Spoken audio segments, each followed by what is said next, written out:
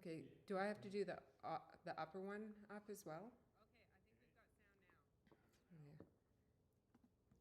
Okay. Yeah. Okay. We're Okay. getting thumbs up. Okay, good. Okay. Oh my God. I Guys, can't believe this worked. this is, you have no Okay. idea all the different buttons that we're trying to arrange in the background here. But yes, here we We're are. live. We're live. Live around the world. Welcome. Okay. Welcome everybody. And thank you. Thank you for being here. Yeah. We are Lanny and Erica, Two Man Studios. And if we're live and you can see us and hear us, we're not going to waste any time. Okay. We're going to get right into this, but stick around to the end. We've got sweet prizes and we're going to do a big open Q&A. Yes. Okay, at the end. So. Yeah. And you're going to have to bear with me for 30 more seconds while I change our screen here and make sure it's working. Let's see. Okay. Yes. One sec. Bump up your audio at the bottom to higher. Just make it higher because some people are like the volume This one? too low. Yeah. Okay, there we go. Is that better? Okay, so this should work. Just let us know on that volume, Julie, if we got to go Okay. up or down.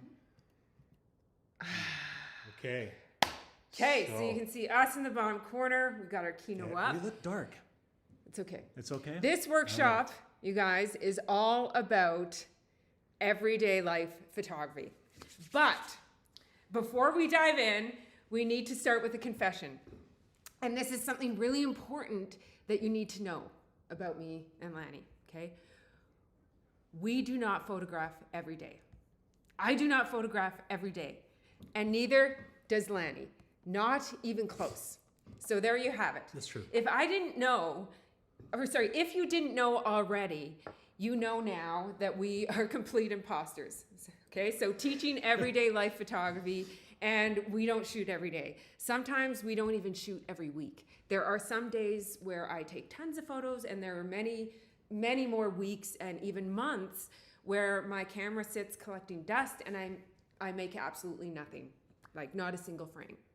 Okay, but what I'm about to say is no exaggeration. Okay, I'm not talking in hyperbole here. Every minute of every day, whenever my eyes are open, I am seeing my life through the eyes of a photographer. Okay, so first thing when I wake up in the morning, right, I will notice the way the light is hitting the water droplets lit against the dark background on my window, right? I will notice the way that Timmy's fingers seem to dance across the guitar strings, right? I notice the way that Malin cups her face when she's thinking. And sometimes I will make a photo of it, but most of the time I do not, okay? But that does not mean I haven't seen it as a photographer. Yeah. And we often think that the important part of photography is in making the photo, right? It's actually not. The important part is noticing and noticing that you've noticed. Okay. We love this quote by Dorothea. Yeah, Dorothy Lang. Dorothea Lange. Yeah, the camera is an instrument that teaches people how to see without a camera. And in this regard, photography has really deepened my experience of being human, right?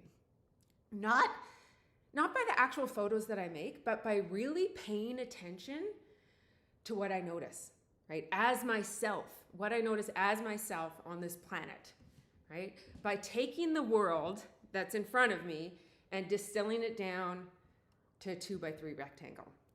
You know, by noticing the relationship between different objects in the world and different objects in my field of view. By exploring the tiny little details and the tiny little nooks and crannies, you know, of a single 1/8,000th of a second moment, right?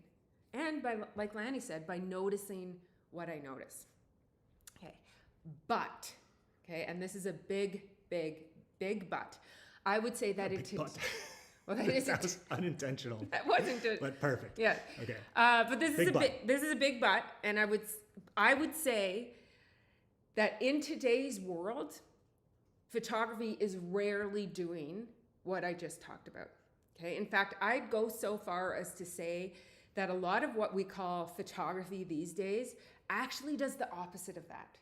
right? It takes us out of the moment. It makes us experience less, right? When I go to a museum or a concert or a dance recital or anything, I see it all the time, right? People are so preoccupied with making or taking photos that most of them aren't actually seeing the art, right? I get so pissed off going to museums, right?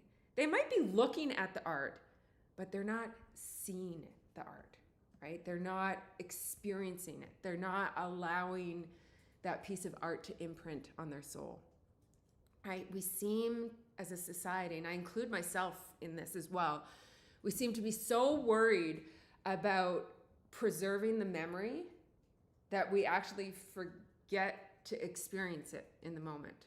You know, we're preoccupied with some future version of ourselves reliving it, or our followers, or experiencing later, or, you know, making it immortal, right? Yeah. And there are a few things to blame for this. Okay. First one, instantification. It's not a real world. What? Instification. Okay? It's Instification. not actually a real word. Oh, it is now. But it's a real thing. Okay. Yeah. Everything, we're good? We get the thumbs up? Everything is instant these days. Okay. As a species, we've gotten really bad at waiting for anything. Okay. We've gotten really bad at letting things happen slowly. You know, it's like if we want a new book, we just order it on Amazon, right? And it's on our doorstep in less than 24 hours, okay? If we want to master something in one easy class, right? Every course out there promises it. And unfortunately, our memories get treated the same way, okay? We want to know, we want our memories to be them now, instant. Yeah. right? We don't give them time to marinate, to mature. We want them captured immediately, and we want to find meaning in them right away. Okay, and we want them posted to the gram right before they become old news. Okay, the sharing of photos has become instant and fleeting, and we're paying a price for this. Yeah, we really are. And the second thing that's to blame here, and this is a big one, we have an audience problem. Okay, our audience is consuming art with reckless abandon. Okay, our audience might look at what we made for 3 seconds. Okay, our audience isn't allowed to get bored, right? They're not allowed to sit with anything long enough for it to imprint itself on their consciousness. Okay, our audience can't tell what's human and what's AI. Okay, and that matters. And the last thing that is to blame here is ourselves. Yeah, ourselves. Our nature and our nurture, right? We've all heard that term nature versus nurture, right? So nature being what you're born with and nurture being how you were raised. And of course, that's going to be different for every single one of us, right? But here's the thing. Show me a 16-year-old who doesn't have a phone. Okay, or show me any adult out there who doesn't carry a smartphone everywhere they go. I mean, there are examples, but they are rare. They are very hard to find. So no matter what our childhoods looked like, we're kind of all being nurtured in the same way right now, right? Our world is shaped by algorithms, notifications, and that constant hum of social media that's constantly happening in the background, right? I swear, I could, like, if I were university age, I think I could write a whole PhD dissertation on how our human nature has been hijacked by tech companies. Okay, but I digress, because we can't change our genes, we can't change our parents, and we can't change the world that's raising us. Unfortunately, we can't, right? Our nature and our nurture are kind of locked in. But there is something else that's not locked in. My dad has actually written a whole book on this topic called The Third Factor. Okay, the third factor is not nature or nurture. The third factor is the role that we play in our own development, right? It's the agency that we have over the choices that we make, and it's how we personally decide to show up in the world, right? How you personally decide to make photographs, okay?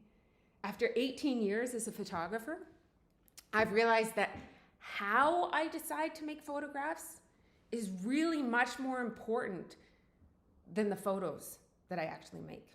How I choose to show up as a photographer, how I choose to see, how I choose to respond to the world around me, right? Because left to its own devices or left to default,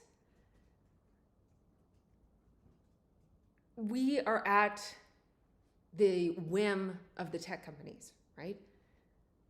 And we're not even noticing it, right? We get swept away in this world shaped by this instification.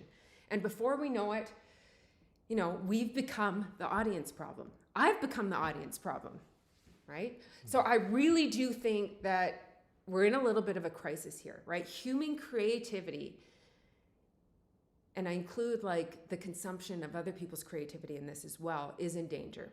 Ours, yours, everyone's. It is just sort of quietly, insidiously slipping away. And it's happening so slowly that we don't even realize it. And we want to wake it back up. Okay, that's in ourselves and in others. Okay, this has sort of become our new obsession. Because making things and appreciating what others have made, it's not just a hobby. I believe it's an essential part of being human. Okay, creativity makes life better. Okay, it's more livable, it's more bearable, and we feel it more deeply. Okay, and photography, at its core, it's a strange little act, right? Taking the entire world in front of us and reducing it into 2x3 rectangles, right? But the real question is, how can we do that very bizarre sounding thing in a way that deepens our experience? That's okay? right. How can we do it in a way that makes us better at being human? Okay? So, over the next 45 minutes, 30 or to so, 45 whatever, minutes. okay, we're going to show you how photography can be used to deepen your experience, keep you more present in your life, and light up your third factor. Yeah. Okay? Right. So everything we're about to teach has been run through these three filters, okay? Deepening our experiencing, being more present, and lighting up our third factor, right? Yeah, because photography is doing the opposite. Yes. It's it's diluting our experience. It's distracting us from being present. Okay, and our nature and our nurture is working against us. Okay, so we're going to light up the third factor. There's a fourth filter actually for today. Okay. Oh yeah, that's right. And it has to apply to every camera. Okay, DSLR, mirrorless, iPhone, it doesn't matter. All of this stuff applies to every camera. Yeah, and actually, speaking of cameras, a little bit of a side gig here. We are giving away one today at the end of the workshop, so stick along with a whole bunch of other prizes. So stick around for that. Okay. I just want to check in because we're about to really get into it here. We're good? Thumbs up. Okay.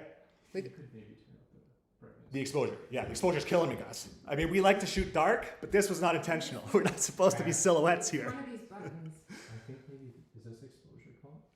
I'm not sure. If it's not an easy fix, we're not No, going to. it's- We don't want to breathe on anything right now. It's all on auto Yeah. settings. So We changed our lens right at the last minute because we forgot to make it wide enough for both of us. So now we gotta. go back Okay. Should I just go while you guys fiddle with it? change that mic setting back out. Let's see. Oh, does that help? It did? I look a little bit brighter now. Oh. Okay. You don't need to see me. You need to see the slides. Okay? Yeah, sorry guys. So we've focused this whole workshop down into 4 key principles for you. Okay. We were going to call them tips, but they're so much bigger than tips. Okay. They're revelations, honestly. Okay. So here's the first one. Okay, so on first glance, this one might seem counterintuitive to what we're talking about, right? How can we be present and in the moment if we're photographing for the future instead of the present? So this one's really easy to misunderstand. So let me explain it for you. Do you mind clicking for me Yeah. when it's time? Yeah, sorry. Yeah. Okay, so when a moment is happening and you're noticing it and trying to photograph it at the same time, a few things happen. Okay, so when you're noticing and trying to photograph at the same time, one, you don't fully engage in the moment, right? You're kind of like a dog chasing its tail and you miss it. Frantically chasing moments while trying to get a good composition and good light is really, really stressful. Yeah. And let me be clear. I do not want to be stressed when I am photographing my everyday life or my kids, right? I want photos to make me notice more, not less. So I don't want any part of this process. And not just the photos, the act of photography. We want that to Yeah. help us Yeah. to notice, appreciate our life Yeah. more rather than the Yeah. opposite, right? Yeah, exactly. So I don't want any part of this process to feel frantic in any way. So chasing a moment with a camera in my hand always feels frantic. I know this from experience, okay? Because I have done it many, many, many times before, right? So instead of chasing moments, we observe, okay? We analyze. We anticipate, can't speak. We anticipate when that moment might happen again, and we wait for it, right? Photographing for the future means setting yourself up for what you think is going to happen. You know, a few seconds from now, right? Like in this photo, Malin was in the water. I had my framing. I knew eventually she would have to lift her head up to breathe. So I photographed for the future, waiting for the moment, right? A few hours from now, right? I knew when we were on this camper van trip, Timmy always stuck his head out the window every morning, right? So I was ready for it, right? Sometimes a few days from now, Timmy used to come into our bed every single night. And so I was always ready for that one. Or maybe even a few months from now, okay? Because I remember the first time this happened. My camera was nowhere to be seen, but I was ready for it for when it happened again. And the great thing about humans is that they tend to repeat their behaviors, okay? They tend to repeat their habits and their little nuances, right? This is especially true of kids. So let's look at a few examples, like photography examples, and I'll take you behind the scenes to show you how I was photographing for the future. Okay, so this was probably the 15th time Timmy jumped over this gap, right? The world is a parkour course for this kid. Like he is constantly jumping over things, jumping. You'll see a few photos of that actually. And so I was set up to take photos of that.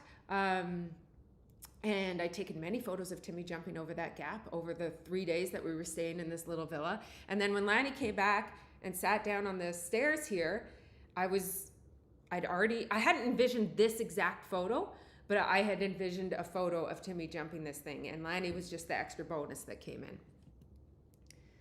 Okay, so this actually, so you guys know, a lot of the photos that we're showing during the workshop today are iPhone photos. I would say at least half of them are iPhone photos. And in this photo that I took with the iPhone, we were walking down the street, and like I said, Timmy has a habit of jumping off anything that he can jump off. Like if there's a post, or if there's a fire hydrant, or if there's a bike rack, Timmy is climbing to the top and he is jumping off it. So walking down the street here, I think this is in New York, but it might be Toronto. I can't remember. But I spotted these posts like 20 meters ahead, ran ahead, got into position with my iPhone. In this case, I exposed for my highlights and I set my focus on manual, which I'll show you how to do later, framed the shot, and then I just sat there and waited. And sure as shit, Timmy climbed up and jumped off, right? Just as I thought he would. I was ready because I'd set myself up to photograph for the future, right? It's funny that the more active your kids are, the more you have to photograph for the future. And there's a reason why all these examples are of Timmy. Malin is usually sitting down somewhere reading quietly or playing with rocks or something like that. And I have lots of time to compose the photo. But Timmy is a moving target. Always. The kid does not sit still, not even during story time. Lanny's reading Timmy, I don't know which book of Harry Potter, yeah. which book you're on here, but it's so funny. Like, I cannot stand to read to Timmy because he's constantly just like, the world is a gymnastics course, but he is actually listening. He just has to move while he's listening, right? And so I noticed that when Lanny would read to him that Timmy would be doing all this crazy stuff, and this is the time where it lined up with really good light. Only doable because I had anticipated it. Okay. With sports, this is super, super important. I've heard from so many people this week in my inbox who are telling me that they photograph their kids' sports or their grandkids' sports. Photographing for the future with sports, it's hard because you have to trust that it's going to happen, but you set yourself up, right? This was during the warm-up of a basketball game. The warm-ups and the cool-downs and the bench time is always much easier to shoot than the actual game. But I set myself up where I knew the action was behind the net, and then I shot the shit out of it. I probably took 100 shots, but waiting, photographing for the future, envisioning a shot where I could get 1, 2, 3, 4, like 10 different layers lined up with all the balls rolling around, photographing for the future. Now, here's a much simpler scene, but it's the same thing, photographing for the future. We were heading down these stairs, and I could see the light coming in that window. And I instantly knew as soon as someone walks by that window, they're going to be in beautiful light. So I stayed where I was. I focused on the spot by the window, and I just waited. Timmy ran by that window so fast, I didn't get any shot of him. But Malin stood there, looked out the window, and pointed, right? So photographing the future. And then same thing here, right? Noticing that light and shadow, knowing that Madeline is going to be walking right down those stairs and into that light, right? In all of these examples, I was photographing for the future, right? Anticipating a potential moment before it even happened. I wasn't just chasing whatever was happening right in that second, like a dog chasing its tail. I was set up, right? Ready, 2, 3, or 100 steps ahead, right? Waiting for that moment to arrive. And photographing for the future really lets me experience a scene more deeply, right? That's one of the things I was noticing, especially with photographing my kids and especially Timmy. You know, frantically trying to chase him, it just never got anywhere. It would take, the only thing it did was take me out of the moment, and I'd never even have any good photos to show it, right? Since I've sort of adopted this approach, my observation comes first, right? That comes first. It doesn't take me out of the moment as much. And it allows me to just be more present, slow, the opposite of frantic, right? Frantic would probably be what Lanny would describe as my nature and nurture. It's your nature and your nurture. Frantic is your default. Is my default, right? But my third factor wants calm and mindful, right? That's my third factor trying to kick in and bring me more into the moment with these photographs. Yeah. Mm-hmm. So that's the first principle, okay? Photographing for the future. When you've got high-paced, fast action happening, slow is fast, okay? Set yourself up and wait. But how do you set yourself up? Okay, how do you know where to stand, where to put your camera? That's where the next principle comes in, okay? So the second principle for deepening your experience as a photographer is screw all the rules of composition and instead ask yourself 3 questions, okay? Composition, guys, is a massive topic, okay? It is impossible to cover it properly in a short online workshop here, but at its core, composition is really just answering 3 questions. What am I going to include? What am I going to exclude? And how am I going to arrange the elements that I choose, okay? There are practically infinite answers to each of those questions, okay? But just for fun, let's say there are 10 potential answers to each, okay? That gives you 1,000 different ways to compose a single photo. Yeah, 10 times 10 times 10. Yeah. Yeah. We cannot possibly teach you which one of those 1,000 ways is the correct way, okay? Because there's no correct way. That said, some options are definitely better than others, okay? And finding your way to those better options can actually deepen your presence, okay? But not when we're just blindly following rules, okay? That takes us out of the experience. Instead, when we find our compositions through problem solving, we're more engaged and we end up with better compositions. Yeah.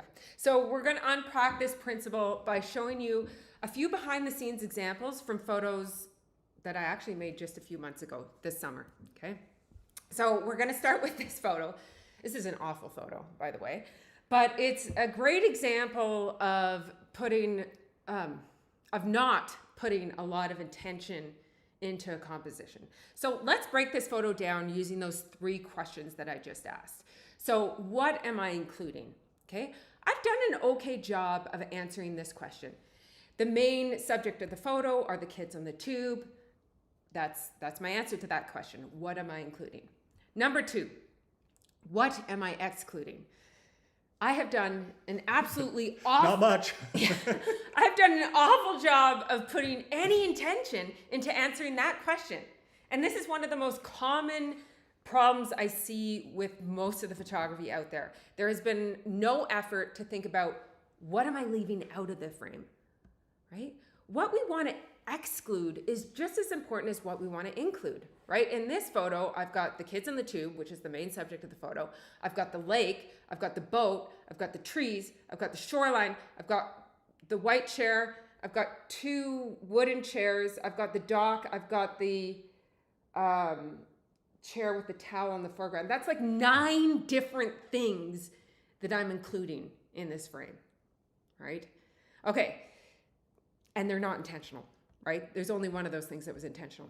Oh, and they're not adding anything to the And story. they're not adding anything to the story, right? So, and then the next question is, how am I arranging those elements, right? Again, not a lot of intention here. This was basically just point my camera in that direction and shoot, which is what a lot of people do, right? There's no deliberate thought behind my framing in this photo, right? Almost any amount of intention put into those questions could have led to a better composition. So let's just look at a few more examples from this scene. So here I've got a little bit more intention, right? But I've still got the lake, the shoreline, the boat, the white chair, the dock, the kids. So I still got 6 layers. And then click to the next one. Sorry. Right, and then this one, I've narrowed it down to just 3 layers. I've got the kids and the trees.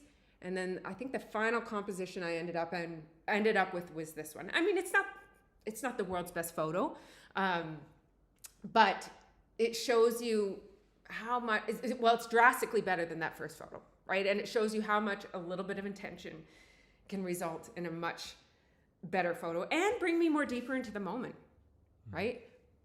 Okay. Okay, so a few more examples. Again here, what am I including? I'm obviously trying to get a picture of the kids playing in the lake, right? But I've got chair, shoreline, back shoreline, forest, dock. Like I've got 6 layers in the photo here, okay?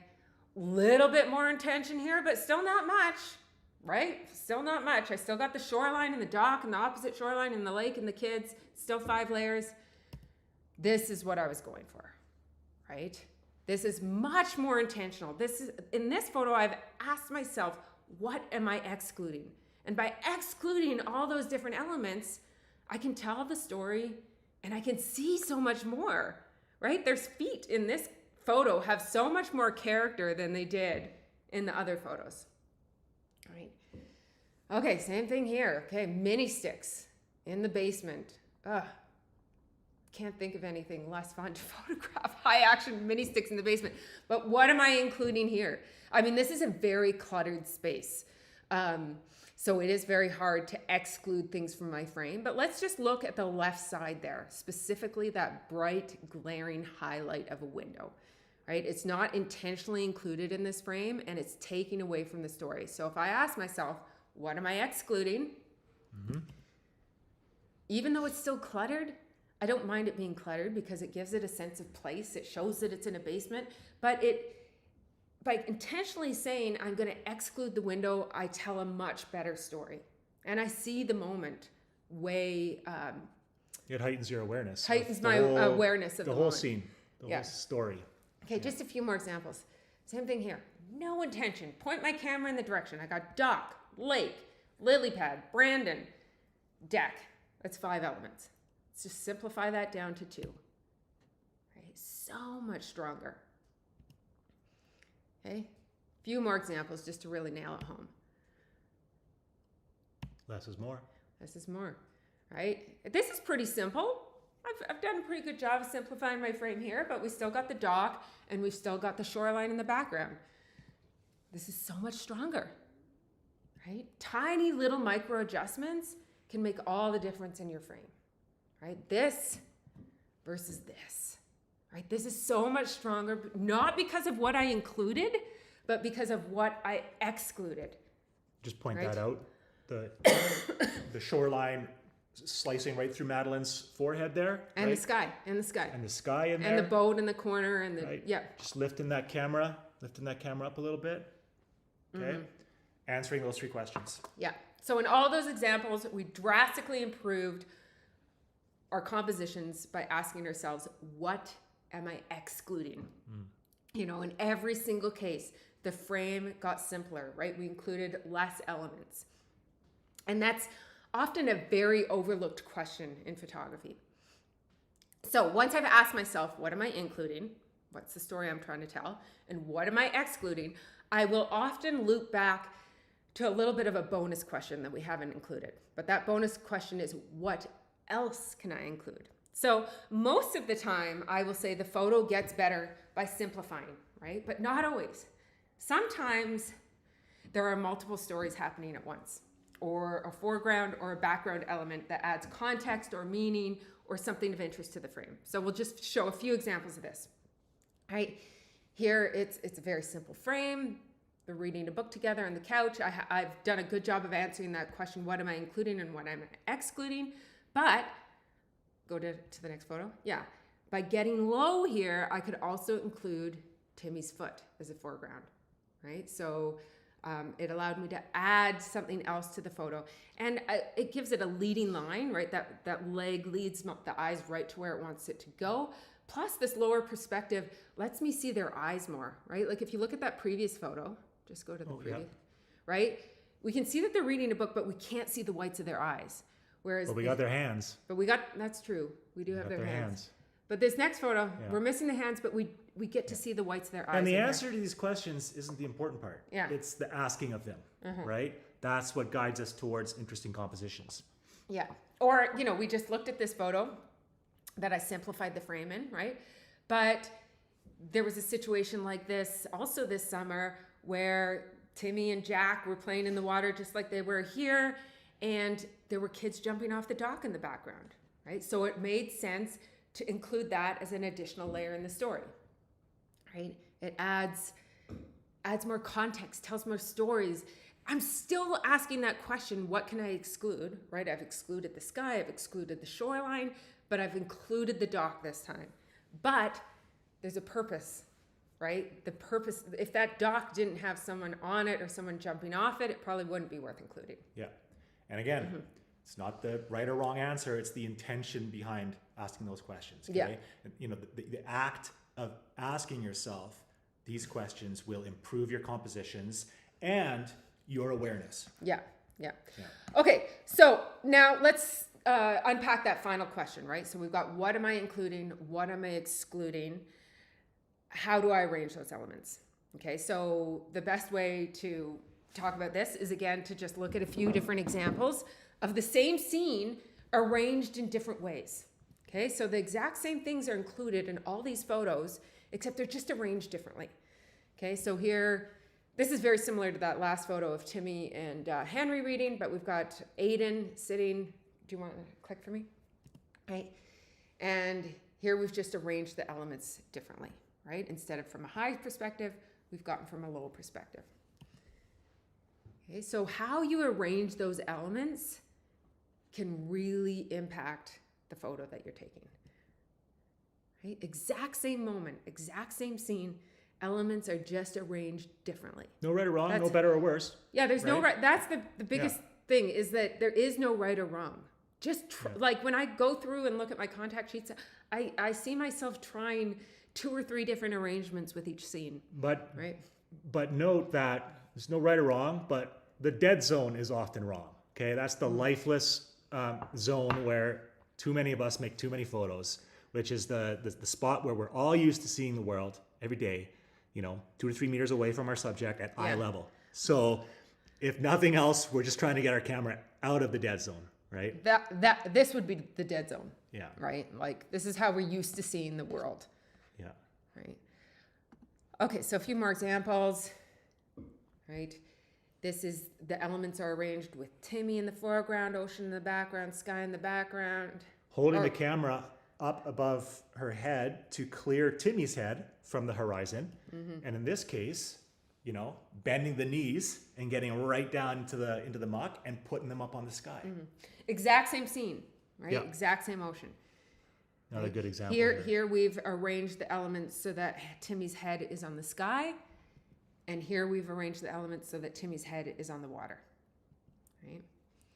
Here we've arranged the elements so you can see the layers from above, right? This is reading the night before Christmas on Christmas Eve. Here we've arranged the elements so you see them lined up from below with the book in the foreground.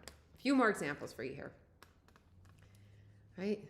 Here we've arranged it on 1 plane of focus, and here we've arranged it on 3 planes of focus, right? You can still see that lady with a cigarette in the background there. Consciously answering those 3 questions Yeah. in our minds. And then these next 3 photos of Timmy playing guitar, they were just taken right back there on our couch a few weeks ago. And they're all taken within the same 2-minute time frame, right? Here I'm from above. Here I'm getting low and close and making sure that beautiful light that's hitting his face that you see in the previous photo, right? You can see that beautiful light that's hitting that one side of his face. In the next photo, here I'm making sure that that light is on the dark shady background of the couch. So I'm arranging the elements differently. Highlights on shadows. Yeah. Highlights on shadows. And then finally, I'm not a big fan of this one, but finally I just got low and tried to arrange it a little bit differently, yeah. right? So the key is asking the questions, exploring, being curious. And now let's circle back to our original thesis, okay? At the start of the workshop.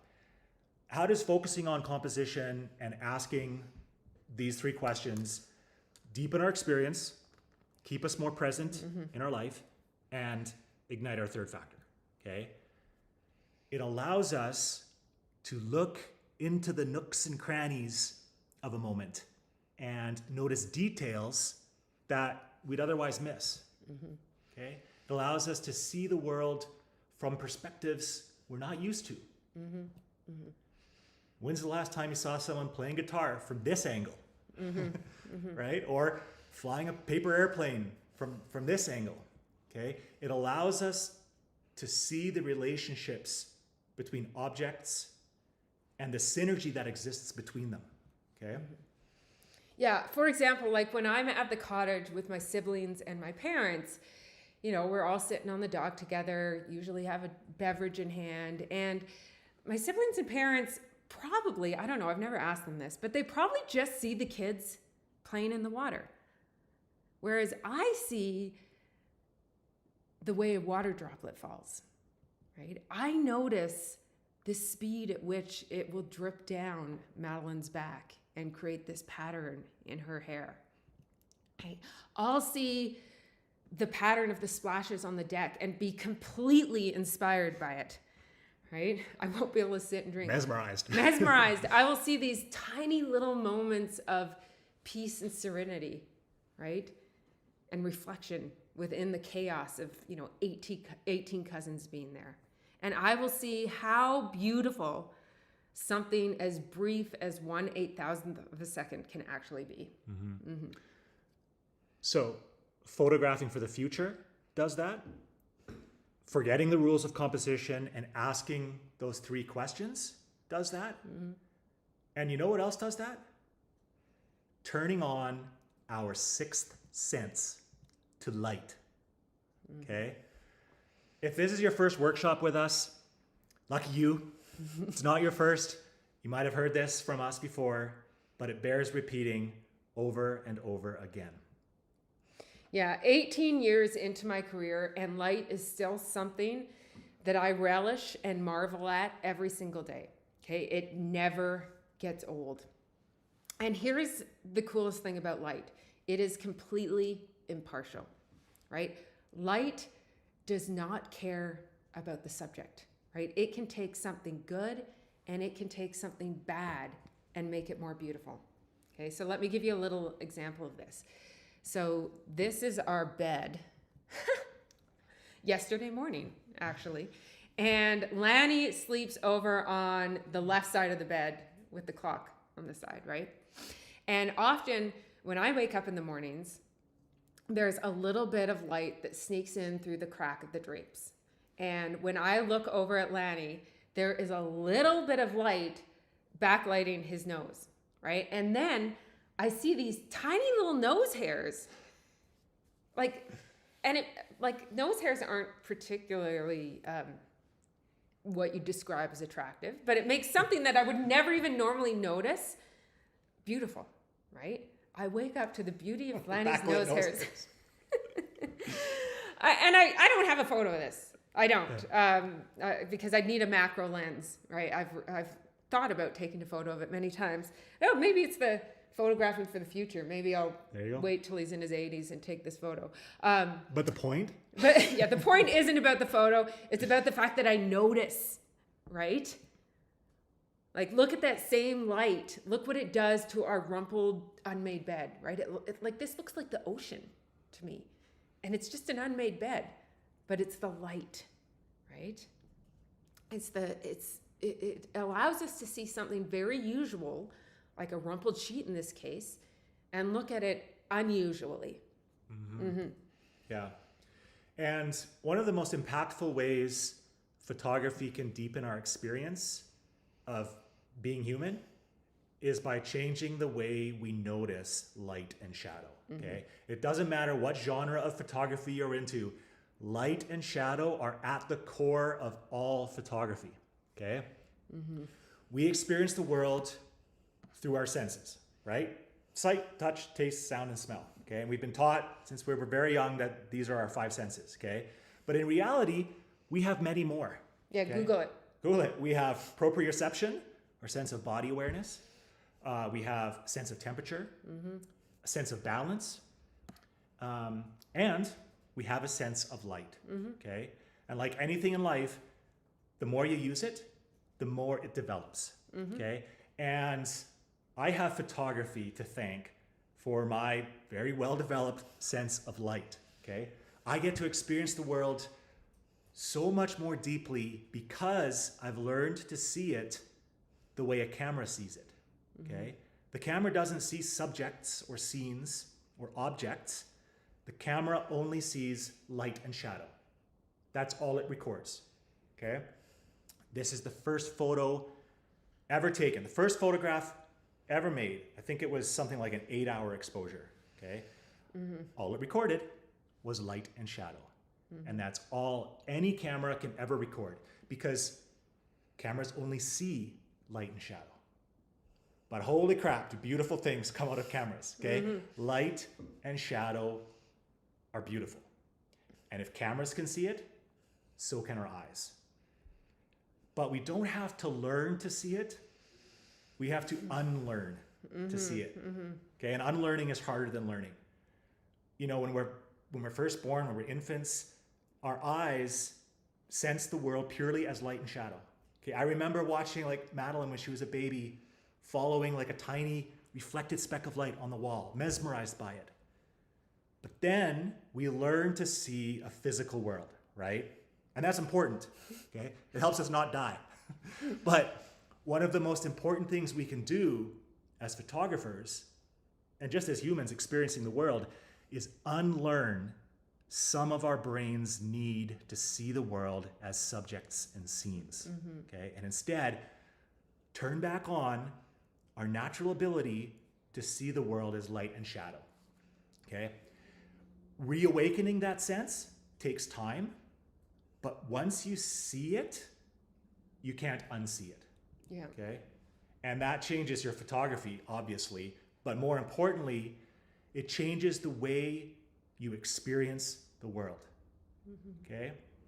So, we're going to give you a very practical exercise that you can do today. It's called Light as Subject. And I encourage you to try it after this workshop, okay? At first, you don't even need a camera for this, just your eyes. Okay, and the goal is to turn off your brain's ingrained habit of seeing subjects and scenes and objects everywhere you look. And instead, just observe the world that you see as light and shadow. Okay, so you're looking for, you're trying to allow it to pop out for you to see specks of light, textures of light, reflected light, okay? The transition from light to shadow, okay? And it takes some practice, you know, distraction free, dedicate, give yourself some space and time. It's a bit of a meditative practice here, but once you start tuning in, once you start noticing the light, then, if you feel like it, make some photos of it, okay? And when I say it, I don't mean the objects. I mean the light and its absence. Okay, that's your subject. And the way you photograph it is by exposing for the highlights. Kind of like our camera is unfortunately doing right now. Oh, yeah. Yeah, But it is. now, we've got a wide range of ability levels in this workshop right now. So if you're not super familiar with exposure, that's okay. Apparently we're not either. But that's okay. Basically, it's just how bright or dark your photo is, okay? Here's a photo where we've exposed for the shadows, okay? Versus where we've exposed for the highlights, okay? We're setting the exposure so that the highlights are properly exposed and the shadows kind of fall away into darkness. And this is not really a style of photography that we're talking about here, guys, okay? It's just good photography, okay? It's fundamental to the art form, which at its core is literally writing with light on shadow, okay? Yeah, and we did promise you guys that everything that we were going to chat about today was relevant, even if you just use your iPhones. So I'm just going to go out. Need my glasses. Out of Keynote here. Because you can do this on your iPhone. Here? Yes.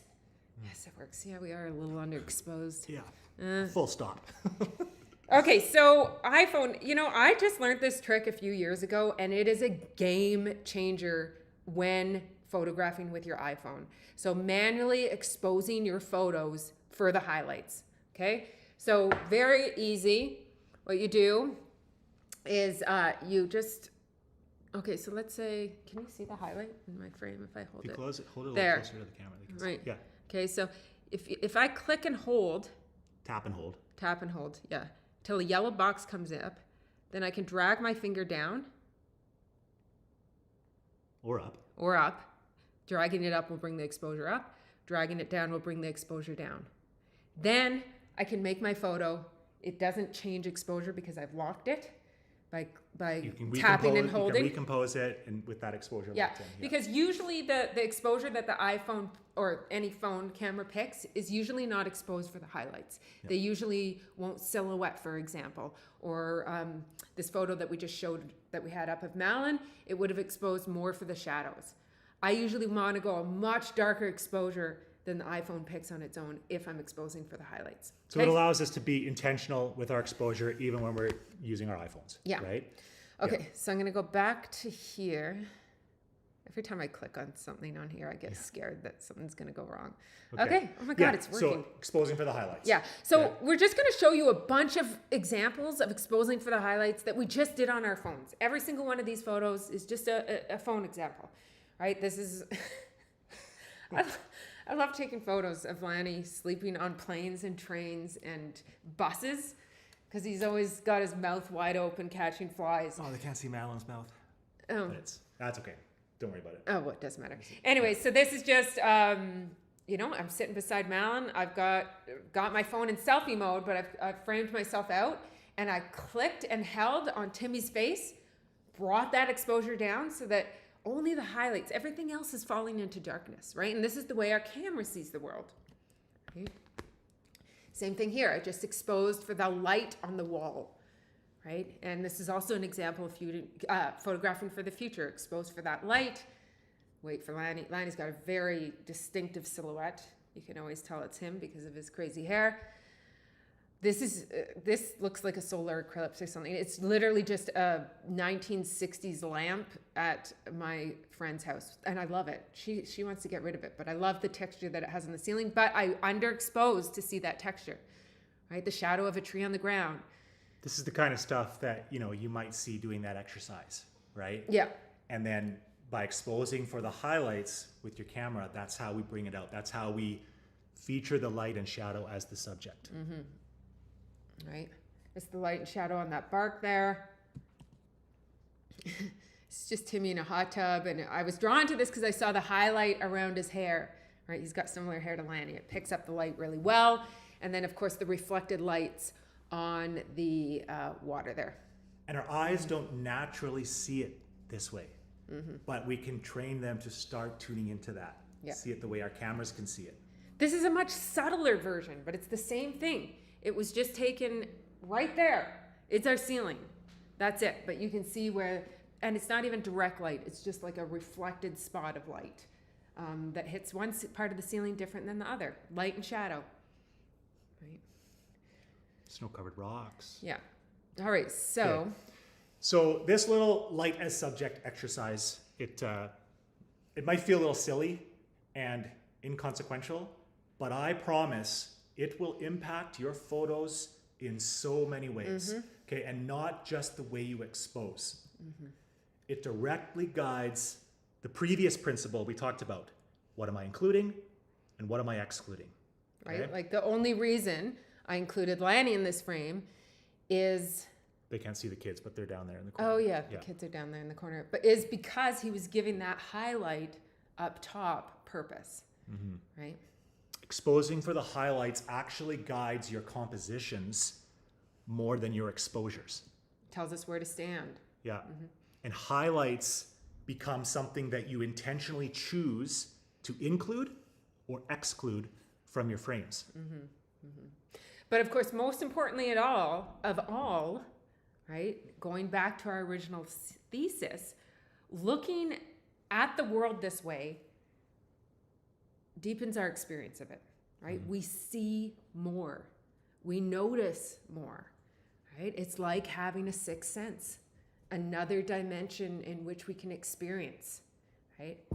And it's a gift, even when you're not making photos, right? It's just a way more interesting way to be a human in this world. Okay, so far, whether you realized it or not, we've touched on the three fundamentals of any photo, right? Light, which we just discussed, composition, those three questions, what are we including, what are we excluding, and how are we arranging it? And moment, which we started with, right? Shooting for the future. It's one thing to notice these three things separately. It's another thing entirely when you can combine all three in a single frame, okay? It's what we're aiming for. It's the holy grail, okay? It's what we're trying for, Yeah. yes. But we can't consciously be thinking about all three of those things at the same time, okay? It's way too overwhelming, and it pulls you out of the moment you're trying to live, okay? So this is how we do it, okay? This is principle number 4 for today. How to build a photo step by step, bottom to top, in pursuit of the Holy Trinity, The Holy Grail. but done in a way that actually brings us into the moment and deepens our experience while we're at it. Okay? Okay, so here's what it looks like. Now, I want to preface this that it looks very neat and tidy when we put it in a keynote presentation. It's not as neat and tidy in real life. But first, I am drawn to something of interest, okay? It could be a moment, it could be a texture, it could be a tree, it could be kids playing on a swing. It doesn't really matter what it is. Something catches my eye, and I feel that little spark to make something. I want to pick up my camera.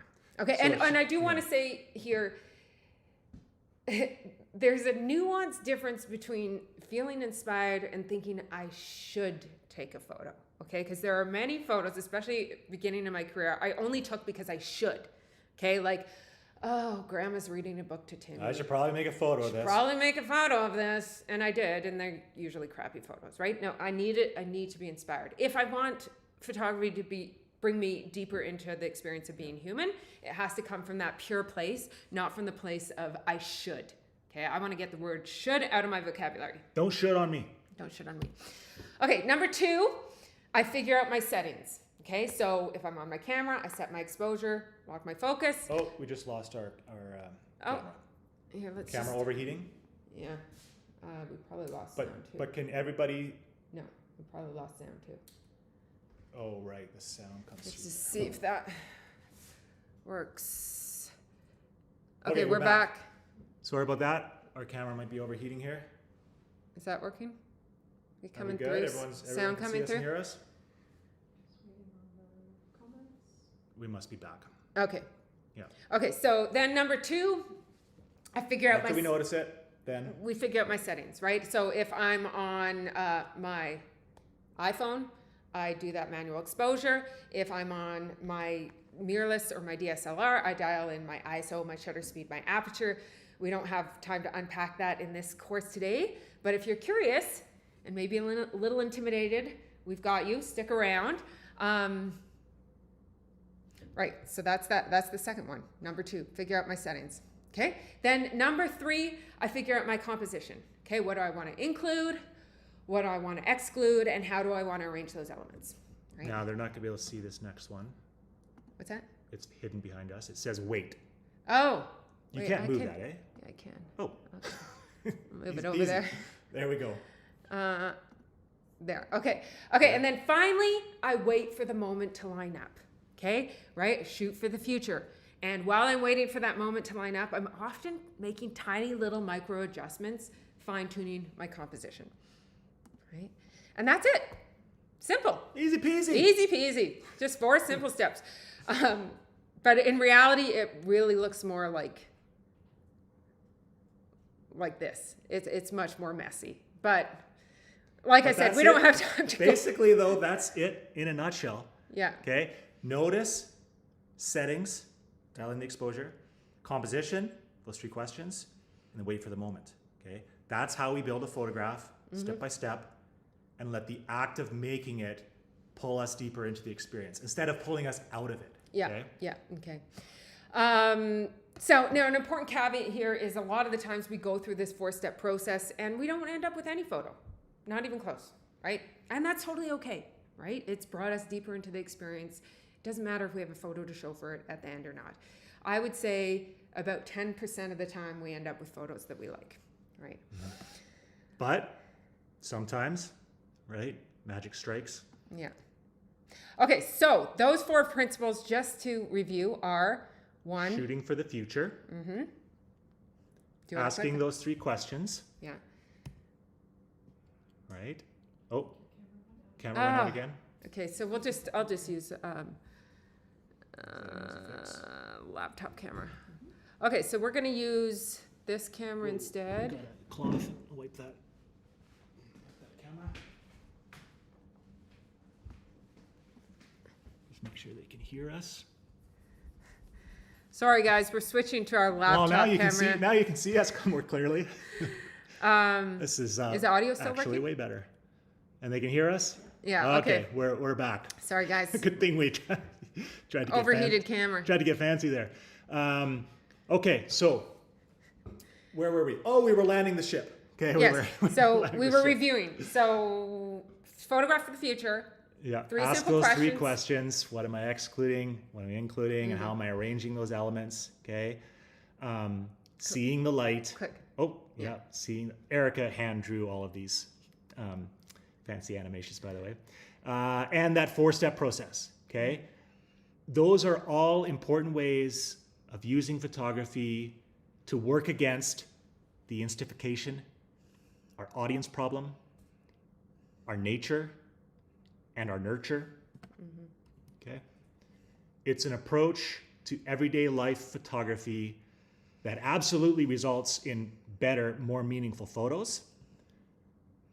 But even more important than the better, more meaningful photos is it's an approach that deepens our experience, right? Instead of diluting it, which so much of photography does. It keeps us more present instead of more distracted, and it lights up our third factor. Okay, we're fixing something. We're just fixing something here. Oh, shoot. Oh, we weren't sharing our screen. Your face was still there. Yeah. It was just for. Yeah. Okay. Oh, well, So that's are okay. we back? Yeah. We didn't miss anything, really. Just a few visual slides. Okay. But that's okay.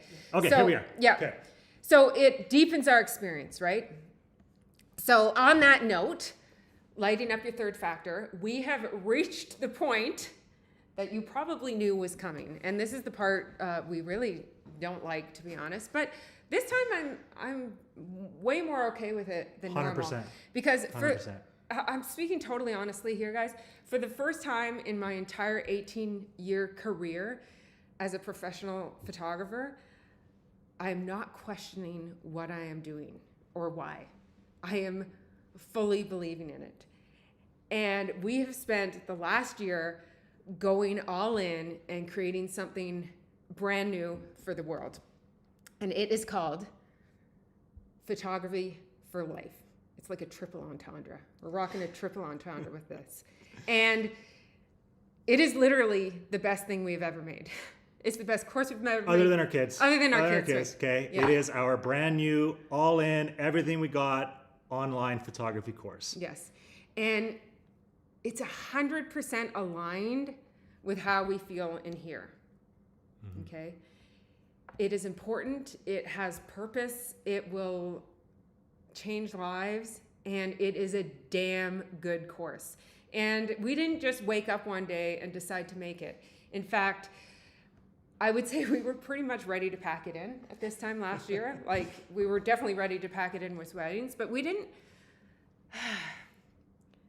And we didn't want to launch another online course because the amount that goes in behind, like, it's Blood, painful. sweat, and tears. Oh, God. But this wasn't a course we made because we wanted to. We made this because we had to.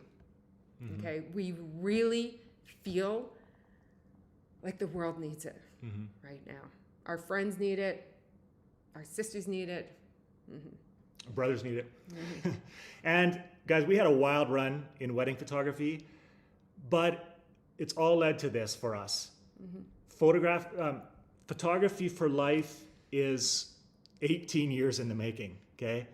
It's the legacy we were meant to create. It will transform your photography, and it will transform you by changing the way you see your everyday life, the way you photograph it, and the way that you live it, okay? If you have a life worth photographing, and I guarantee you do, this is the photography course to end all photography courses.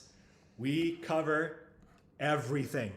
Okay. So let's give you a little breakdown of the curriculum so you know exactly what you'd be getting yourself into.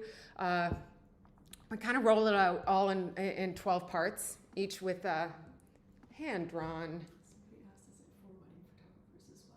Oh, is it for wedding It's photography? for anybody with a life worth photographing. Yes. 100%. Yes. Yes. Why isn't this playing? There There we we go. Okay, so we start by calibrating your eyes and creative compass. So you're all tuned in to open up and primed for transformation. If you don't have a raging fire lit up under your ass by the end of these opening chapters, we will send you a full refund. And we totally mean that. Yeah. We're going to take you through kind of the full 12-part curriculum here. So after that, we take you inside our brains because perspective is everything, right? Mindset shapes everything you do with your camera, your subjects, your light, your editing, and every part of being and becoming a photographer, okay? So this is the foundation, the philosophy, the mindset that carries you through all the creative breakthroughs. Then we get into, there we go. Then we get into gear and we cut through all the hype and simplify all the technical bullshit down so that your camera feels simple and fun. And so that you can focus on what matters, being present in your life as a photographer. We show you how we set up our camera for simplicity, creativity, and performance. And we cover all the basics of shooting in manual mode. The amount of emails I got this week from people who are too intimidated to shoot with their SLR and just use the phone instead. We cover that in detail in this course. You will be shooting in manual mode But confidently. even if you don't want to, and even if all you're ever going to use is your phone camera, this unit will still completely transform the way that you use your phone Yeah. and what comes out of it. Yeah, totally. So then we do a really deep dive into light, like really deep. You will never notice it the same way again. Yeah, like what we covered today was like tip of the iceberg. On steroids. Yeah. And then next we unpack the art and craft of composition. Okay. Kind of like what we did today, but way, way more. And this is the deepest dive we've ever done on composition. And we think it's the best masterclass in composition that you're going to find anywhere. So then we get into the very nuanced art of capturing real, unscripted moments, okay?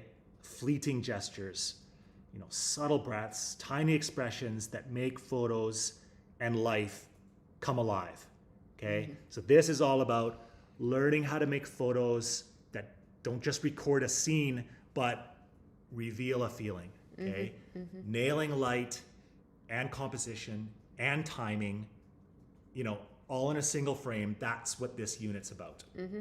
Yeah. Okay. And then we get into the really fun stuff that we call the two-man toolbox. This is our big bag of tricks and all the tools and techniques that we use when we make photos, right? So we cover silhouettes, we cover chiaroscuro, which is light on shadow. We cover backlight, we cover shadow play, we cover motion blur, reflections, layering. Right? Everything is broken down for you. And most importantly, our secret weapon. Yes. Okay? How to use all of these techniques to enhance the story, not distract from it. Mm-hmm. Okay? How to make it about them and their story, not you and your camera. Mm-hmm. Mm-hmm. Okay? And then grab your popcorn because you're going behind the scenes with Erica to watch her photograph our family in real life. Okay. Mm-hmm. We brought the film crew along for a full weekend at the cottage so you can watch what her documentary style of shooting looks like with our kids and nieces and nephews, indoors, outdoors. It's raw, it's real. Lots of failures. It's pure gold for learning how to photograph life as it actually happens, okay? Mm-hmm. Every principle from the course is on full display here, and it's not always pretty. No. Okay, then, done with the behind the scenes, we dive into workflow, and we show you our simple systems that we have developed from photographing many hundreds of weddings for downloading, organizing, backing up, and curating well, your also photos. Just for our personal archives. Yeah, but I would say we honed them. It's true. Because we weddings, had to. We had to. So we've got this great step-by-step workflow so that things don't get lost in the digital abyss, right? And so that 20 years from now, I can go find that one photo of Malin within 5 minutes, right? We also show you how we give our images physical weight on walls and albums and in your life. Yeah, where they belong. Yeah, and then you step into Lanny's editing room, where he shows you how to turn your images into impactful works of art. Mm-hmm. Like how I gave you some gray hair. Yeah, no, that's great. Yeah, so, and I'm focused on showing you simple, powerful techniques for bringing your photos to life without overcooking them or overcomplicating the process, okay? Mm-hmm. Mm-hmm. Mm-hmm. And then in the end, we bring it full circle with one last gift to land the ship and tie everything together for you. We call it the final fuzzies. But it's not the end. Mm-mm. It's actually just the beginning. Because you don't just get all of this for a month or a year or a semester. You get it all forever, okay? So if you want to log in 3,190 days from now As You- long as we're you can. live. Yeah. As long as we're still alive, Yeah, three, as long as we're still 3,100 here, it's Yeah. yours. Your lifetime access never expires. Yeah, yeah. Yeah. Now, for the mind-blowing part, many of you know the kind of investment that this level of training equates to. How much was our Metanoia program? 2,900. Just under 4,000. Right. Yeah. Professional photographers invest thousands for this kind of transformation with us. Literally thousands. Photography for Life is a fraction of that investment, and you are in forever. It's $490. That's the one-time, never again tuition offer. Okay, until December 1st. Then Yeah. it goes up. Then the price goes up where it goes up, belongs. yeah. Yeah. But until then, you get in and you get it all for less than it'll ever be. Okay. And if you don't absolutely love it, we send your full investment back, no questions. Okay. And that 12-part curriculum, it's 50 some videos, clocking in at over 12 hours of the best photography education we've ever produced. And that's saying something. Yeah, Oh my God. It is. If you, Yeah. yeah. But that's not all you're getting. Photography for Life also comes with a bunch of bonuses. Okay, so we get live Q&A sessions with us. Okay, and your fellow students. We're going to be doing photo critique sessions of submitted photos. We have a step-by-step training guide. We have photography cheat sheets that you can download. We've got Lanny's post-production manual. We've got the weekly creativity letters that you arrive in your inbox every week. And finally, we've got a Photography for Life community. Okay, and this is a supportive online community, not on Facebook. Nope. Okay, it's on another group that we're using Yeah. right now called School. And this is not just a fake promise, guys. We will send you back every single penny if this doesn't live up to and exceed your wildest expectations. Okay? This is not something I say often, but I never say this about our stuff, but this course is so good, you guys. I am so proud of it. I have been editing the footage for what? Months. 2 months now? Yeah. And I'm actually smiling as I'm editing the footage. Like, you have no idea. Like, when I'm editing our wedding photos, very rarely am I smiling. I'm like scowling. I'm like, oh, what did I? This is so good. And if we don't see you there, Yeah. that's all good. Okay? We just hope you got some real value Yes. out of this free workshop. Okay? That's what was most important for us Yes. about today. Yeah. And we are going to do an open Q&A, Oh, yes, we are. but first we promised A few prizes. some prizes. Oh, shoot. Do you have that? Just 1 second, guys. Do you have that spreadsheet up? Yeah. Okay. Okay. Okay, so we had over 18,000 people sign up for this, which is a record for us. That's a lot of names in the hat. So your chances of winning something are pretty slim here, but we're gonna try anyways. So I've got a spreadsheet of all 18,000+ people of you, and of course, spreadsheet, the lines are numbered. So I'm just gonna do a random number generator, and why don't you say what the what's prize first is? prize? Do you want to do this first? Yeah, let's do that one The first. retrospective bag? Yes, so this is a great bag. No, this is from our friends at the Camera Store, which is a camera store in Calgary, Alberta. If you're anywhere in Alberta, or anywhere in Canada for that matter, they have the best customer service, the best Best camera store out there. camera store out there. They donated this retrospective bag, which is the bag that we have used professionally, a larger version of it, for years. I left this bag once out in a rainstorm by accident, and I opened it up, like it was out there for like 2 hours, opened it up, completely dry inside. Like, it's just a great bag, and we've had ours for over 10 years. It's great. Yeah. give it Also away. in here, you have a wrist strap and a really nice toque and some things to clean your lenses. So I'm gonna do how many should I do between 1 and what? We did it. Oh, you did the random number generator. Oh, Okay, they did it perfect. for us. Perfect. Okay. And the winner is winner chicken dinner. Oh, by the way, we've got Julie behind the scenes helping us here. Piano Man SE.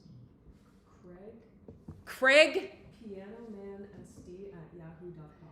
Craig, Piano Man, you have won the retrospective bag. I'll post it in the comments. We'll post it in the comments. Just reach out to us and we'll get that mailed to you. Okay, next prize. And then the last, oh no, Do you want to do the presets? yeah, sure. Okay. Yeah. You need to have a develop account to win it. Yeah, but they can. Well, we'll get you hooked You up. can get yeah. a developer Yeah. account. So These are our brand new presets, just dropped, by the way, for Photography for Life. Okay, these Yeah. are what we use for They're our the- everyday life photography. everyday life Yeah. photography presets. They're very, they're for the editing portion of the course, but they're very usable. Like Yeah, they're- they just work so well They're the with Mac every Daddy. image. Yeah. Anyways, the winner is The winner is Maria. Marson67@gmail.com. Maria Marson or Marchin maybe. We we've will got reach it, out to you. We've got it recorded. We'll reach out. Yeah. We'll make sure you get Okay, the and prize. then the last prize was a gift from Sony. 2 more prizes. We do? This is the second last. Oh yeah, that's Yeah. right. Last prize is Sony gave us ZVE1 camera to give away. This camera can be used with video and photo. It's like $2,500 value. So this is a Big really one. good prize. Big And one. who won that one? Give us a second. They have to navigate And through if you have 18,000 names. questions, guys, now's your chance. Drop them into the chat. We've got Actually, if you're asking questions in the chat, because the chat is so busy, just start your comment with a big capital Q. It helps yes. people. It will help Julie, who's behind the scenes, navigate to the questions. Yeah. Okay, The winner is Joe. There's no last name, Joe. Joe, but the email is SLengineering@comcast.net. SL Engineering. At Comcast.net. Well, we don't need to display there. Oh yeah. Sorry. Okay, Joe's gonna get a whole bunch Okay, of and the emails. grand prize, Okay, so full ride scholarship for Photography for Life, that's right. and the winner Is is You know what? Our camera needs to change, move so people can actually see the QR code. oh that's shoot, right behind our camera. there. Why don't I make us a little bit bigger here? Yeah, just put it up there. Linda. Linda. Linda, do we have a last name or not? No last name. Okay. Maybe Boyd. Maybe Linda Boyd. Anyways, Boyd, you maybe. got a full scholarship You're to in. photography. Like, you're our first For life. official student. Actually, anybody who registers for this course now is actually a founding member of Yes, this it's course. literally enrollment opens 15 minutes ago. Yes. Okay. Yeah. So we will just stay on here for a little bit before we disconnect from this live stream and answer any questions you might have. So this Yeah. could be questions regarding the course, or it could be questions regarding the workshop that we just taught. Yeah. Nothing's really off the table. We've got our amazing Julie behind the scenes here. Do you want to come say hi? I don't think she might. Oh, yeah. Julie is. Here's Julie. Yeah. We're not actually 2-man. We're 3-man, and Julie Yeah. is everything we do is made possible Yes. because of Julie. So we have not been able to keep an eye on the chat. I mean, we've barely been able to get But this she's been thing- collecting FAQs, Yes. right? I gave you my phone. I have the font up, so you can just read the comments. Read- Wow. Okay. But these two are just general comments, and then these are questions. Ignore everything that's orange. Okay. Okay. Don't read it. Ignore everything that's orange. Yeah. Okay. Okay. These simple approaches are game changing for us amateur photographers and busy parents. Love these. That's so good to hear, Jesse. Cool. And you know what? They're game changers for professional photographers too. 100%. Like really. Professional photographers are usually guilty of some of the worst habits out there. So, and then another comment, well, I don't have a family. It's still good being reminded I don't have a family. all of this from my wedding photography. Thank you guys. You're always the best. Well, thank you for joining us. Yeah. Well, maybe you don't have a family, but you've got a life, Yeah. right? Okay, so here's one question. What if you have no children? It feels like so easy with kids. You know what? This is a really good question, and it is easier with kids. Yeah. Okay? Especially when they're younger. especially like we're just entering the phase. We just dropped Malin off at university. Timmy's at 15. Timmy really gets mad at me when I take his photos these days. It's easier with kids, but easier doesn't.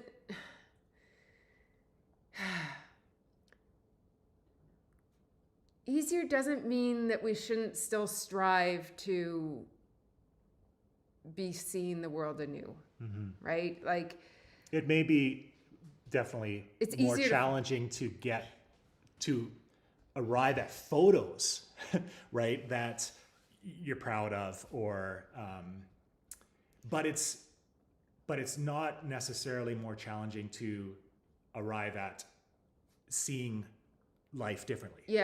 yeah, that's it. Because I do take Yeah. way less photos now of Timmy and Malin than I did in the past. But we still But- see and notice things Yeah, that we wouldn't if we weren't viewing it through these eyes. yeah. Oh, know? your phone went to sleep, Julie. Oh. Sorry. Okay. How do you capture the shot without interrupting the moment? Or are your kids' families just used to you guys always taking pictures? Okay, that is a good question. Very good question. Basically, I've trained everybody to ignore me, essentially. I feel like photographers often do the opposite. Okay, so, and you'll see this in the behind the scenes section of the course. I purposefully never tell the kids what to do or what not to do, right? Because the last thing I want, can you just make sure this stays Oh, away? yeah. The last thing I want is them to be aware of me and my camera. Okay, I feel like anytime someone's, and this is a tip that I got from my friend Kirsten Lewis, who's an amazing family photographer, anytime someone smiles and looks at my camera, I put my camera down.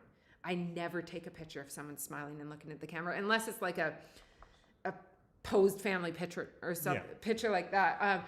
But because when I do, it gives them positive reinforcement. So at some point in my career and when photographing my family, I decided never to give direction at all. And like that was a line in the sand for me.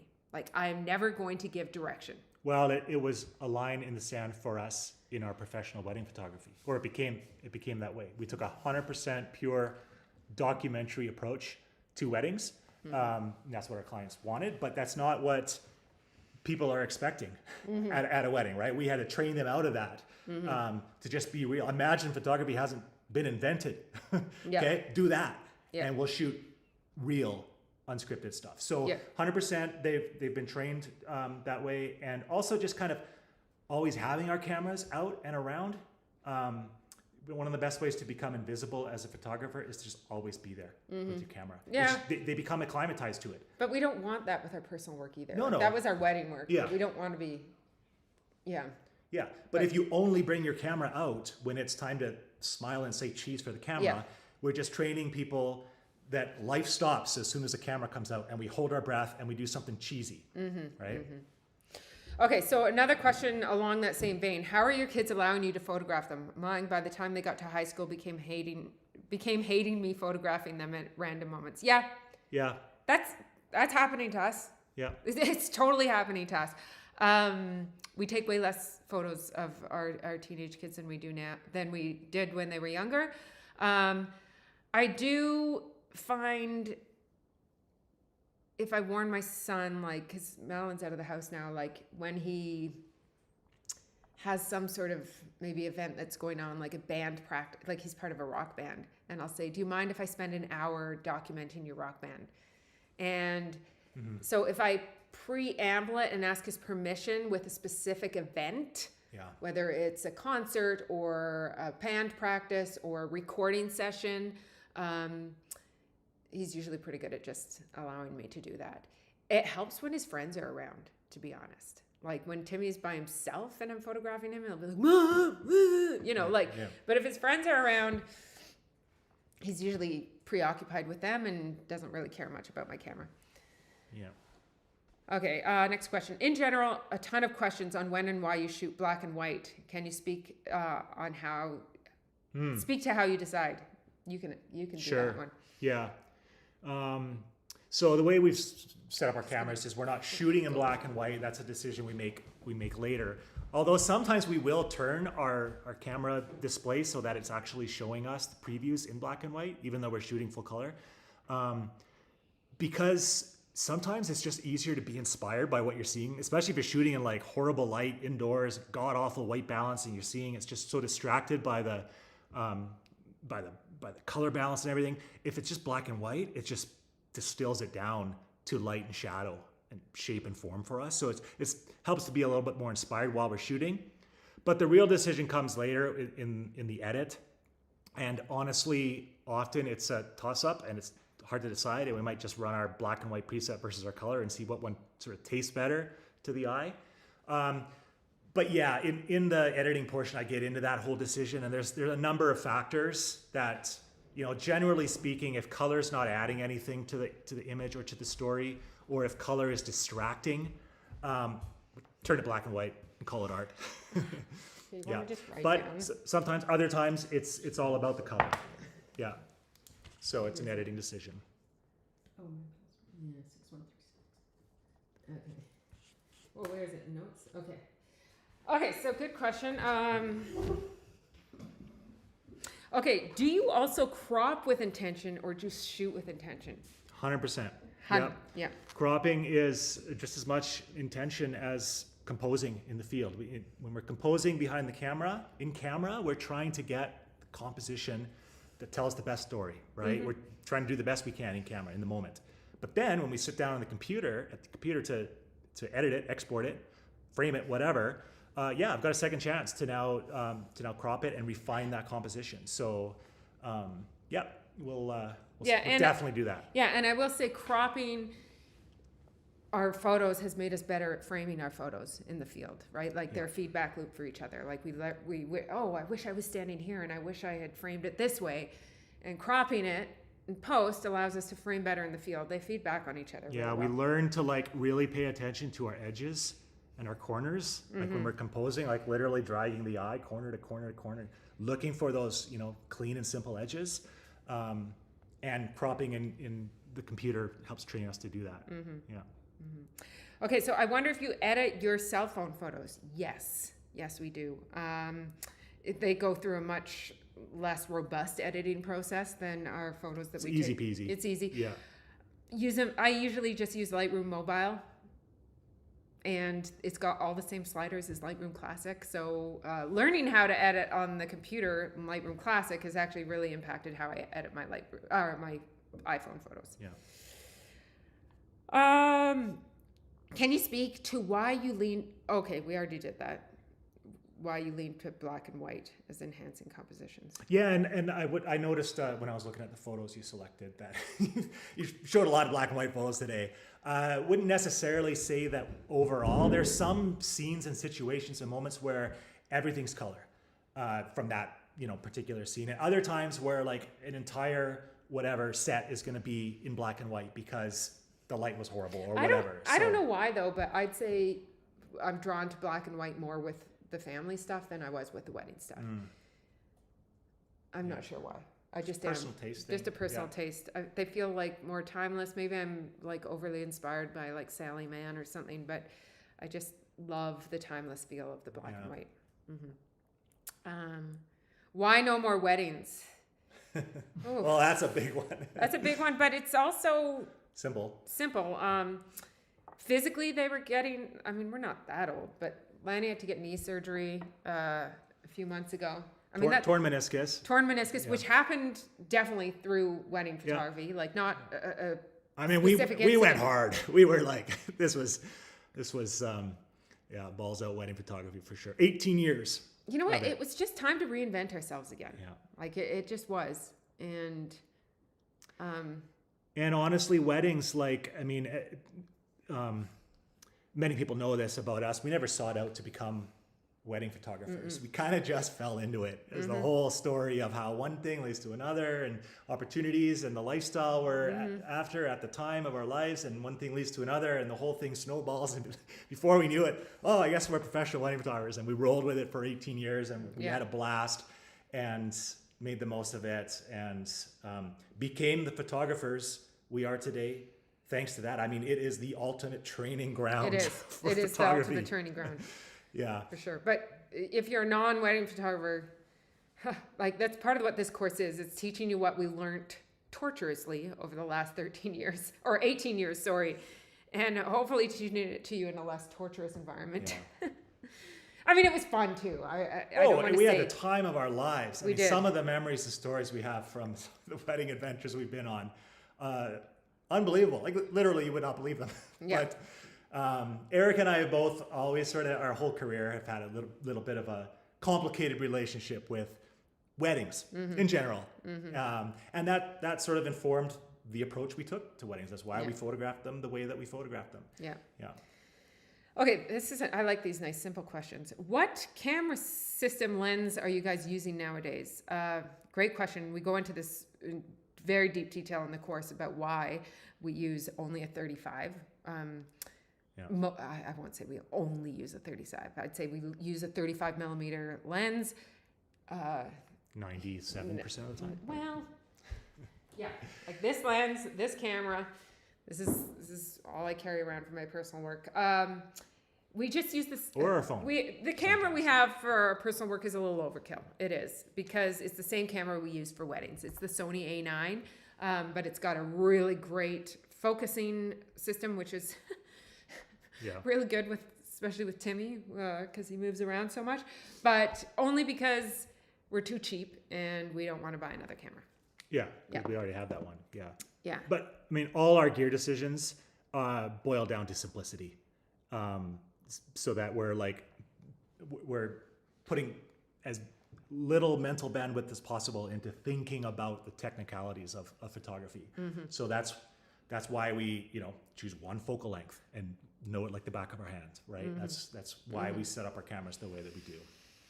How is how is Photography for Life different than Metanoia and Editopia? So great question. So for those that you don't know, Metanoia and Editopia are previous courses that we've made. Metanoia was built for professional wedding photographers, and Editopia is a very in-depth editing course. Like if you want to spend an hour Like and a another half level. per an image. This one is the first and only course that we've ever built for non-professionals. That doesn't mean that professionals can't take it And won't love it. and won't love it, but it's like this is a course for people that have an interest in photography, not just an interest in pursuing Making a living photography from it. professionally. Yeah. Yeah. Yeah. So, I mean, photography is photography, light is light, conversation is conversation, all that stuff, right? It transcends. But the main difference is the focus, right? The focus of those courses were on making the best photos for your clients at their weddings. This focus is entirely on doing that for your own Everyday life. Yeah. Yeah. Yeah. Okay, I think I already answered this. Where do you edit your iPhone photos? Lightroom Mobile is what I use. How do you just choose between this and Metanoia as a wedding photographer? Well, You know what? Just schedule, reach out to me by email if you're trying to decide between this and Metanoia as a wedding photographer. for wedding photography, it's a no-brainer, but it's obviously Metanoia is a much more expensive investment. Yes, like Metanoia, we obviously go into off-camera flash. Like with our everyday personal work, it's this. Yeah. It's this. It's one camera, one lens. There's no Metanoia's- flash. There's no. Yeah, and Metanoia looks specifically at weddings, right? We do a deep dive into ceremonies. We do a And deep dive posing. into groom prep. We do it posing, right? Like dance floor coverage, so it's very specifically geared towards that that kind of professional photography. Yeah, that's the big difference here. Yeah. Okay. Okay, this is a good one. You guys live in nature heaven. We And your do. travels have been over decades. Will you cover scenarios that reflect the mundane lifestyles of someone living in an urban setting with not a lot of natural light in the house, not having the opportunity to travel too often, because of life? Yeah. 100%. That is the focus of this course. Everything's gone through that filter. It Yeah. is about your actual real life, everyday Tuesdays. It's not about those once in a lifetime trips. It's not about exotic locations. It's about seeing the potential that's right there in front of you Yeah. every day. Yeah. Yeah. And honestly, the favorite photos I have of our kids are, Malin reading a book.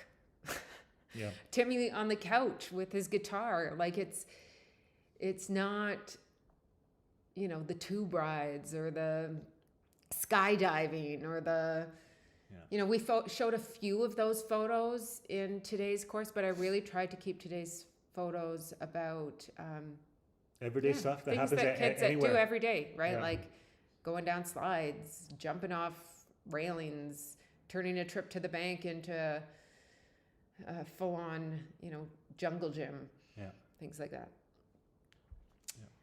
Yeah. Can you offer a payment plan for the course? Hoping not more than $100 a month. So the payment plan we have right now 179. is $179. If you would like a custom payment plan, reach out to me. And if that's just not doable, reach out to me and we can try and create a custom payment plan for you. Would this be good for children, family photographers? Yeah, I do think it would.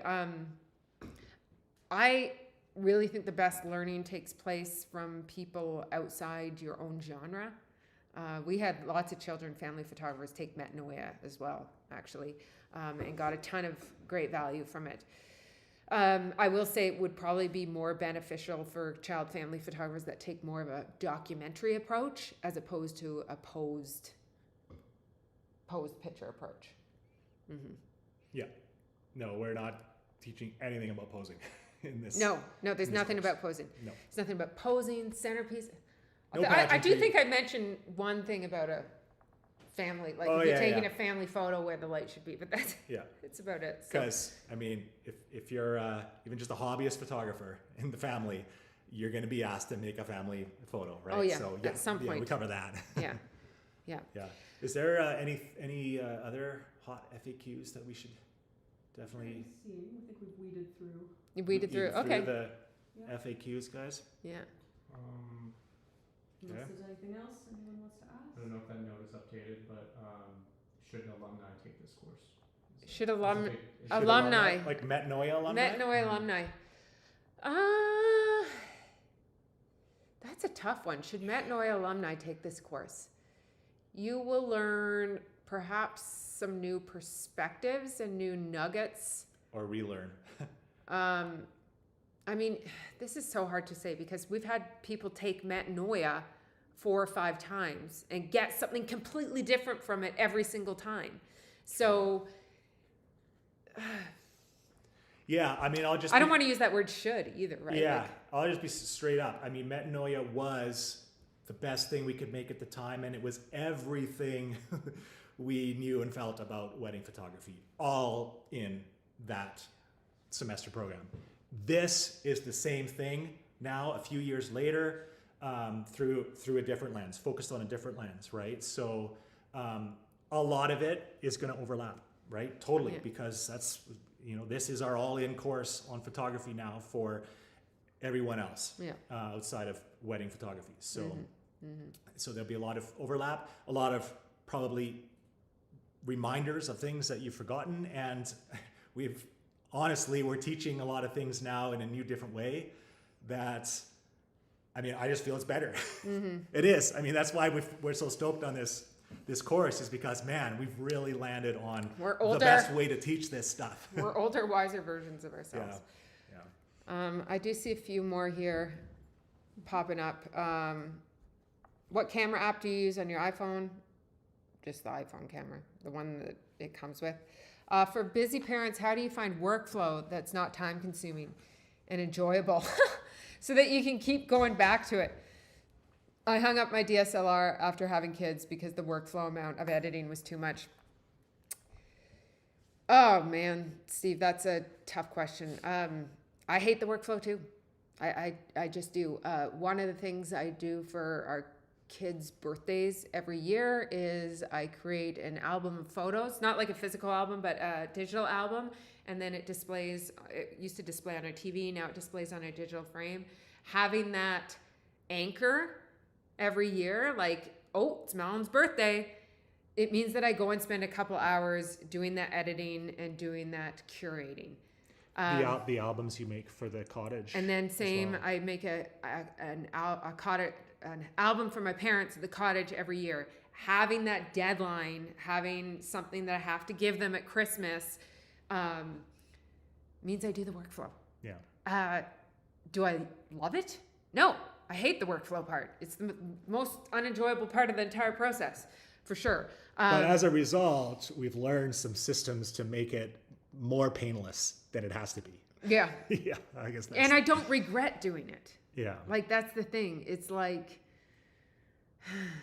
anyways, I don't regret doing the work after it's done, but I can't say like, oh yes, I'm going to cull 5,000 photos from the last cottage trip this day. Lanny does like editing. He's weird, but I do enjoy it, yeah, but I would rather be outside enjoying life than sitting in front of my computer. So it's Okay. I'm gonna just look it's for a double-edged sword.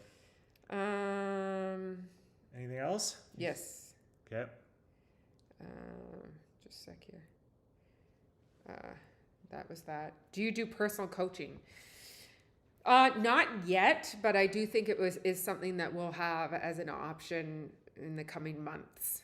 It will only be available to students, however, either Metanoise students or Photography for Life But students. not right now. For the next, however many months, we're going to be focused on the Photography for Life community group, and so group coaching, sort of through that community, doing the live Q&As in there and photo critiques for our students. Mm-hmm.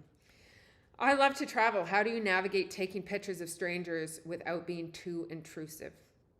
I love taking pictures of people doing what they do, but I want to be mindful as well. That's a really good question. How do I navigate it? I think everybody has a different system with this. Personally, I have to ask myself why I'm taking the photo, first of all, and make sure that my motivations are in line with my values. Yeah. Okay, that's the first thing, because I've taken exploitive photos in the past, and those are some of the most regretful photos I've ever taken.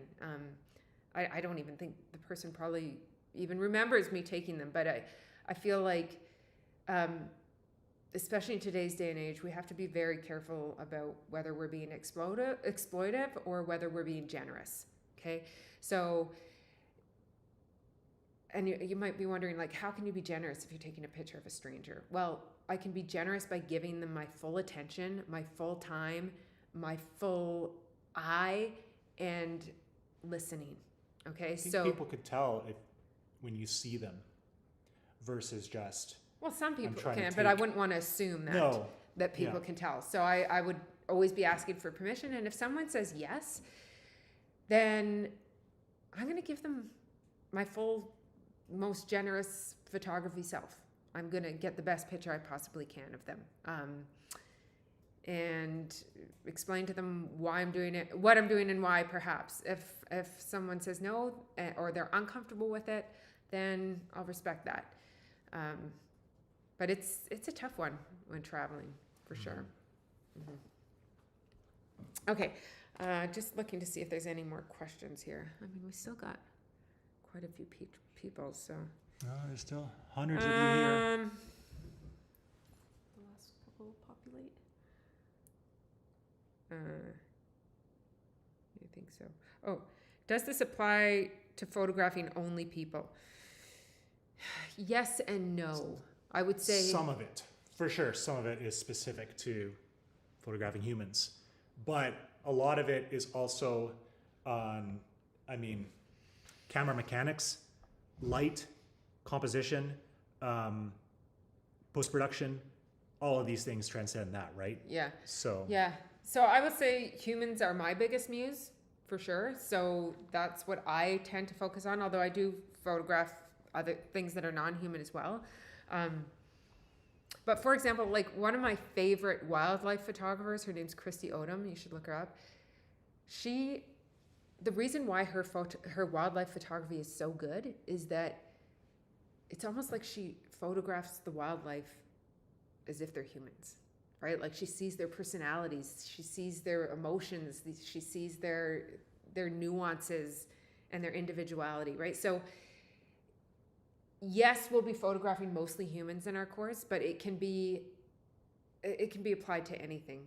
Well, anything that you love. I mean, that's Anything the that thing you about love. photography was invented as a Yeah. way to express your interest in something else.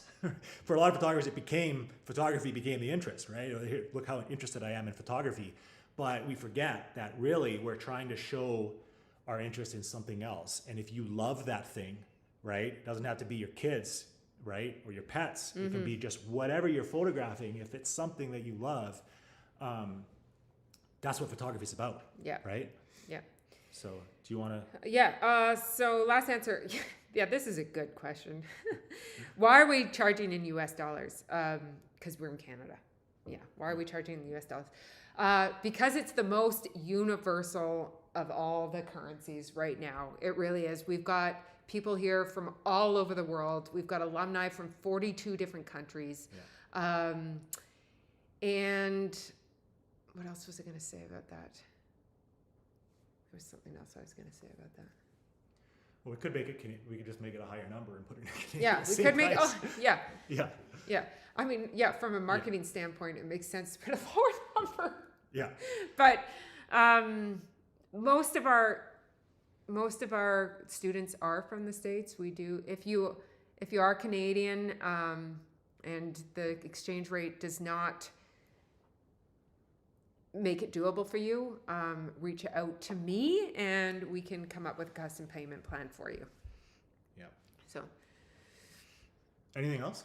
Nothing that we've noted. Nothing we've Okay. noted? Yeah, so Okay. basically whatever's live. Okay. yeah. Well, there's still almost 800 of you here. We're going to so sign off though. Yeah. We've been going for a long time. So, Thank you, everybody, for your time. mm-hmm.